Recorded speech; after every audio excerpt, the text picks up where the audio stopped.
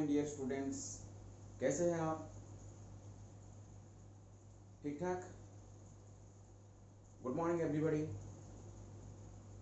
So in the previous video we have discussed about Coulomb's law and problems related to Coulomb's law.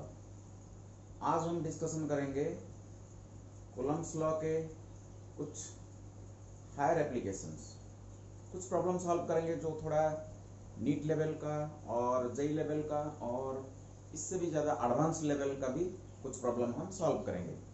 ठीक है, तो आइए.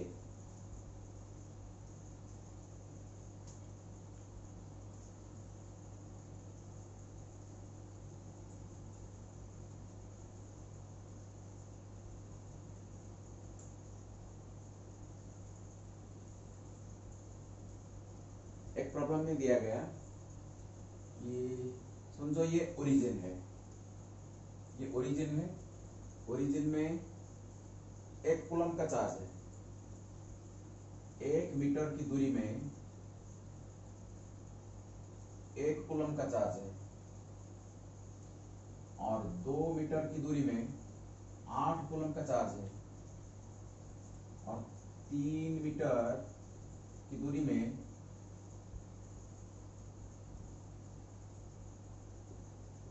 27 coulomb 27 coulomb charge है. ऐसे 10 metre दूरी में 1000 कूलम का चार्ज है. So question is that what is the force experienced by the 1 coulomb of charge by the other charges? What is the force exerted on this 1 coulomb of charge by other charges? ठीक है, so इसको हम कैसे solve करेंगे? देखो, so Coulomb's law F is equal to 1/4 pi epsilon naught Q1 Q2 divided by R square is the mathematical form of Coulomb's law. So बार बार हम 1/4 pi epsilon naught नहीं लिखेंगे, इसको हम K सब्स्टिट्यूट करेंगे. इसके जगह हम K लिखेंगे. ये K पहले से मैं बता रखा हूं, ये डायरेक्टली कांस्टेंट नहीं है. In place of 1/4 pi epsilon naught we have just written K. Okay, so F is equal to K Q1 Q2 by R square. So the force experienced by 1 coulomb of charge by this 1 coulomb, so let it be F1. F1 is equal to K Q1 Q2 Q1 Q2 1 coulomb multiplied by 1 coulomb, so it is again 1 coulomb divided by R square means 1 meter square. 1 meter square का 1 metre का square है. This is F1. What is F2? What is F2? So F2 is equal to the force between these two charges. Okay, force between these two charges. K Q1 1 coulomb, Q2 8 coulomb, so 8 divided by distance 2 meter, distance 2 meter per square. ठीक है. Similarly, F3 is equal to K, the force between these two, 1 coulomb multiplied by 27 coulomb divided by 3 meter square. Like this, F4, F5, F6, like F10 is equal to K Q1 Q2 1000 divided by 10 meter square. So these are the forces that individual charges exert on 1 coulomb of charge. So in the previous class we have discussed about principle of superposition. Okay, so according to principle of superposition, F net is equal to vector sum of all the forces, F1 plus F2 plus F3 plus dot dot dot plus Fn. 10 number of charged particles exert force on this 1 coulomb of charge. So F naught is equal to this much. So this implies, you see, all forces are positively charged particles. So also this 1 coulomb is also positive charge. So this charge exerts a force in this direction. This charge is also exerting force in this direction. So जितने भी charge है 10 charge, सभी का direction, force का magnitude अलग अलग हो सकता है, लेकिन इन सब का डायरेक्शन एक ही डायरेक्शन है. सो अगर सभी फोर्स का डायरेक्शन एक हो तो डायरेक्टली हम मैग्नीट्यूड को ऐड कर सकते हैं. तो एफ नेट फोर्स का मैग्नीट्यूड, इसको हम एफ नेट ही लिख सकते हैं. Okay, so is equal to F1 plus F2 plus F3 plus dot dot dot plus F10 लिख सकते हैं. So this implies F net is equal to F1 K 1 divided by 1 square plus K 8 divided by 2 square plus K 27 divided by 3 square plus dot dot dot plus K 1000 divided by 10 square. We can write like this. So this implies F net is equal to, K को हम common ले सकते हैं, तो देखें 1 divide by 1 square plus ये 8 को क्या लिख सकते हैं हम, 2 का क्यूब लिख सकते हैं ना, 2 स्क्वायर. 27 को 3 का स्क्वायर लिख सकते हैं, 3 का क्यूब लिख सकते हैं, divide by 3 square plus dot dot dot plus 1000 को 10 का क्यूब लिख सकते हैं, 10 square.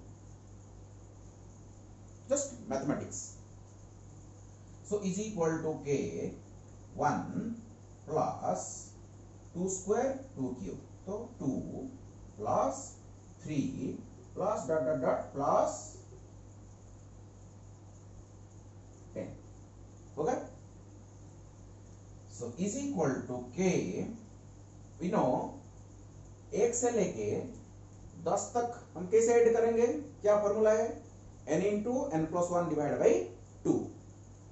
so n into n plus 1 divided by 2, 10 multiplied by 11 divided by 2.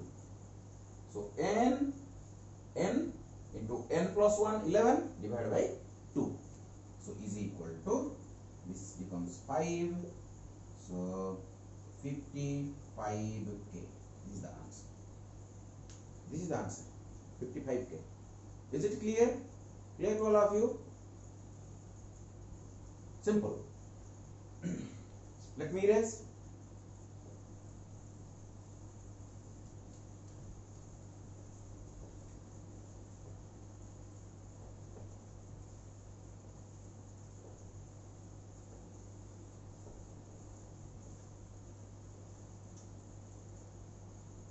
चलो नेक्स्ट प्रॉब्लम देखते हैं.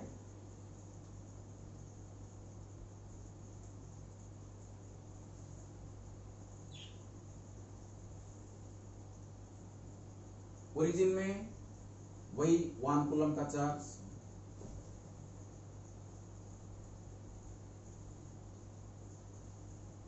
वही 1 कूलम का चार्ज, यहां 1 मीटर की दूरी में 1 कूलम, 2 मीटर की दूरी में -2 कूलम, 3 मीटर की दूरी में 3 कूलम, 4 मीटर की दूरी में -4 कूलम, ऐसे up to infinity. The charge, number of charges infinity तक ये बढ़ रहा है. ठीक है. So what is the question, what is the problem, what is the force experienced by this 1 coulomb of charge by all other charges. ये भी एक सीरीज में आएगा। 1 कूलम का चार्ज, ये सभी चार्ज के द्वारा कितना फोर्स एक्सपीरियंस करेंगे, वही F net is equal to F1 K Q1 Q2 divide by R square plus ये दोनों के बीच में ये माइनस हो जाएगा ना, minus K Q1 Q2 divide by R square plus K Q1 Q2 divide by R square, ठीक है, plus this becomes minus because there is minus sign, minus negative charge, so K Q1 Q2 divided by R square and this extends up to infinity, this extends up to infinity, ठीक है। चलो तो क्या करें, K को common लेते हैं, तो this becomes 1 minus 2 square, 1 by 2 plus 1 by 3 minus 1 by 4 plus dot dot dot dot up to infinity. Clear? So this is a series. This is a series. So is equal to K. इस series का value कितना है, ln2, ln2।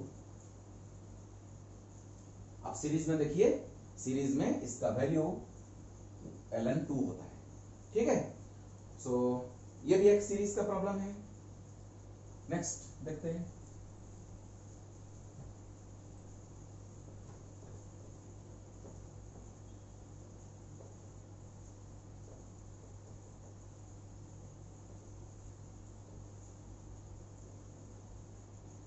एक अच्छा सा problem आपको मैं दूंगा, आप इसको घर में ट्राई करेंगे। मैं थोड़ा बताऊंगा कि कैसे इसको सॉल्व करना है, लेकिन ये टाइम टेकिंग प्रॉब्लम है, आप खुद सॉल्व करेंगे।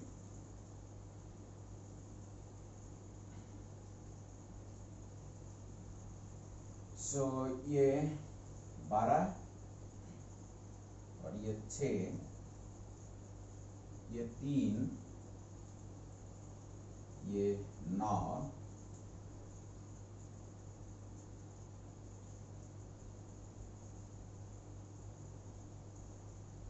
एक इधर 1 कूलम का चार्ज, यहाँ 2 कूलम का चार्ज, यहाँ 3 कूलम का charge, 4 coulomb, 5 coulomb, 6 coulomb, 7 coulomb, 8 coulomb, 9 coulomb, 10 coulomb, 11 coulomb, 12 coulomb का चार्ज। हमारा घड़ी जैसा है, जैसे घड़ी है ऐसे ही चार्ज एक सर्कल में डिस्ट्रीब्यूट होके रखा गया है। एक सेंटर में 1 कूलम का चार्ज है, सेंटर में 1 कूलम का चार्ज है। We have to find out what is the force experienced by this 1 coulomb of charge at center by all these 12 charges. ये जो 12 चार्ज है हमारा, ये 12 चार्ज मिलके ये 1 कूलम चार्ज के ऊपर कितना फोर्स डाल रहे हैं, इसको हमको निकालना है। Okay, very simple problem, vector का आइडिया होना चाहिए। ओके, सो वेक्टर एडिशन का आइडिया अगर हमारे पास है तो हम इसको आराम से सॉल्व कर सकते हैं। देखिए ये 12 कूलम का चार्ज है, ये जितना फोर्स यहां देखिए क्या कितना फोर्स डाल रहा है इसको, ये रिपल्सन होगा कि नहीं, रिपल्सन होगा कि नहीं, ये फोर्स कितना होगा। So F is equal to K, suppose distance 1 metre लीजिए, इसका रेडियस है 1 मीटर, इसका रेडियस है 1 मीटर, फॉर इंस्टेंस कुछ भी ले सकते हैं 1 metre, for simplicity it is 1 metre. So what is the force then, K Q1 Q2 1 divided by r square, 1 square. So it is equal to 12k. Okay, this is the direction, this is the direction. Repulsive force, like charges repel each other. Okay, what is the force that 6 coulomb of charge exert on 1 coulomb? इसका direction कहां होगा? इधर होगा कि नहीं? इधर होगा कि नहीं? बताइए कितना होगा, कितना होगा? So F is equal to K Q1 Q2 divided by R square is equal to 6K, is equal to 6K. तो ये 12K, ये फोर्स कितना है? 12K. ये फोर्स कितना है? 6K.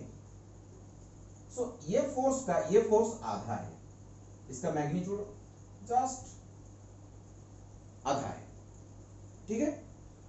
सो ये दो फोर्स का रिजल्टेंट कहां होगा? इधर ही होगा कि नहीं? ये 12K और ये 6K, ये फोर्स 12K, ये फोर्स 6K, ये दोनों का रिजल्टेंट कितना होगा? 6K. 6K किधर होगा? इधर होगा. सो ये होगा हमारा 6K. सो इसका काम खत्म, इसका काम खत्म. चलो आओ ये देखते हैं. ये कितने फोर्स डालेगा? 7K. ये कितना फोर्स डालेगा इसके ऊपर? 7K. ये कितने फोर्स डालेगा? 1K. कि नहीं? ये 1K, ये 7K. तो ये दो फोर्स के बीच का एंगल 180 डिग्री अगेन. तो रिजल्टेंट कितना होगा? 7K minus 1K. कितना हो जाएगा? ये हो जाएगा, ये कितना हो जाएगा? ये हो जाएगा 6K. 6K. ये भी 6K, ये भी 6K. ये दोनों को देखिए, यहां 8K, यहां 2K. सो ये दोनों का रिजल्टेंट कितना होगा? कितना होगा बताइए? 6K. फिर ये दो का, यहां से 9K, यहां से 3K, यहां से 9K, यहां से 3K. तो रिजल्टेंट कितना होगा? Again 6K. सो इसका काम खत्म, इसका काम खत्म, इसका काम खत्म. ये हो गया. चलो इसका काम भी खत्म. तो ये दो को देखिए, ये भी 6K. ओके, इसका काम खत्म. ये भी देखिए, ये भी 6K. बस सभी का काम. Okay, so we have to find out the resultant of all these forces in order to calculate the net force experienced by 1 coulomb of charge at the center by all these 12 charges. ये जितने भी 12 charge है, ये जो 12 charge है मिलके 1 coulomb के charge के ऊपर इतने फोर्स डाल रहे हैं. ये सभी का जो रिजल्टेंट है 1 कूलम के चार्ज के ऊपर उतना ही फोर्स लगेगा. हम कैलकुलेट कर सकते हैं. अभी तो ये वेक्टर का प्रॉब्लम हो गया, ये तो अभी वेक्टर का प्रॉब्लम हो गया. ओके, सो कैसे निकालेंगे? तो देखो, ये 30 डिग्री होगा कि नहीं? ये 30 डिग्री, ये भी देखो 30 डिग्री, ये भी 30 डिग्री, ये भी 30 डिग्री, ये भी 30 डिग्री होगा. सो मैं थोड़ा आपको डायरेक्शन दे रहा हूं, बता रहा हूं कैसे इसको सॉल्व करना है. ओके, इसको कंपोनेंट के तोड़ दो. इसको रखेंगे हम एक्स कोऑर्डिनेट, इसको रखेंगे हम Y coordinate. Okay, this is my Y coordinate. ठीक है, this X coordinate, this is X coordinate, this is Y coordinate. इसको अगर हम तोड़ूं, इसको ये फोर्स को देखिए, ये कितना है? 30 डिग्री है. तो यहां कितना हो जाएगा? यहां कितना हो जाएगा? यहां हो जाएगा, यहां तो पहले से 6K है और यहां इसका कंपोनेंट क्या बन जाएगा? देखो, इसका कंपोनेंट कितना आएगा? Plus 6K cos 30 degree. इसका कंपोनेंट 6K cos 30 डिग्री. और इसका इधर का कंपोनेंट कितना बन जाएगा? कितना बन जाएगा 6k साइन 30 डिग्री। इसका काम खत्म, हम इसको मिटा सकते हैं। तो ये पूरा एंगल कितना हो गया अभी 60 डिग्री हो गया, 60 डिग्री 30 प्लस 30 ये 60 डिग्री हो गया।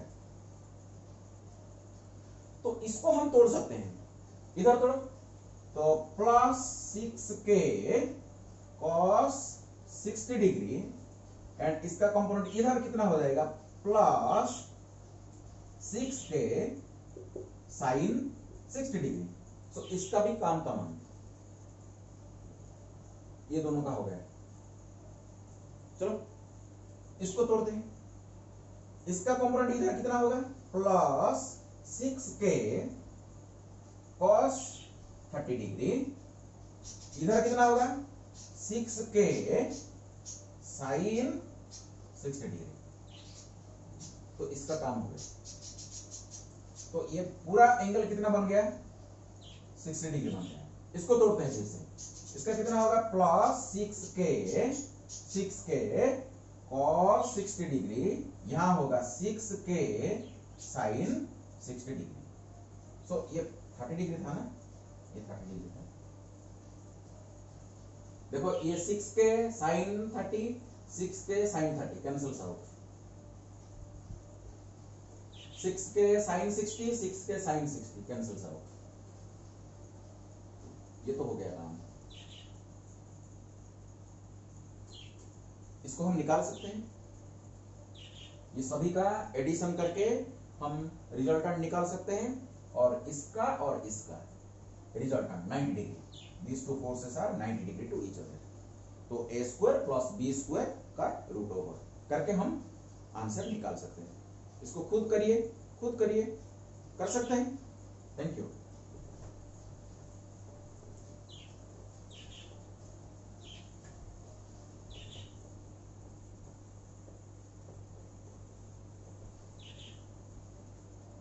एक मिनट अलार्म बंद कर रहा हूं बेटा, थोड़ा अलार्म बंद करो।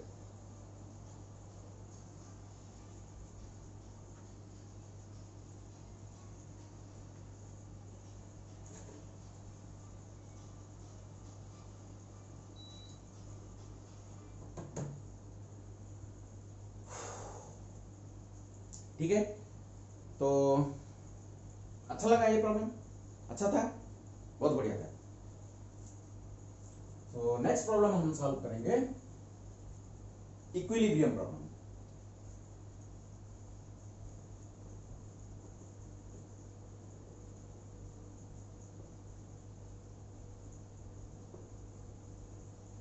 Equilibrium problem. सो इक्विलिब्रियम प्रॉब्लम क्या होता है, देखो यहां Q चार्ज है, यहां भी Q चार्ज है, बीच का दूरी L है। क्या आप बता सकते हैं, मैं थर्ड चार्ज Q को लूंगा, Q is my third charge, ये थर्ड चार्ज को मैं कहां रखूंगा ताकि इसके ऊपर नेट फोर्स 0 हो जाए। This Q charge is fixed, this Q charge is also fixed at the own position. अपने अपने पोजीशन में मैं फिक्स करके रखा हूं। थर्ड चार्ज Q को मैं कहां रखूं ताकि इसके ऊपर रिजल्टेंट फोर्स और नेट फोर्स 0 हो जाए, so that the system will be in equilibrium. System will be in equilibrium. अच्छा, इक्विलिब्रियम कितने प्रकार का होता है,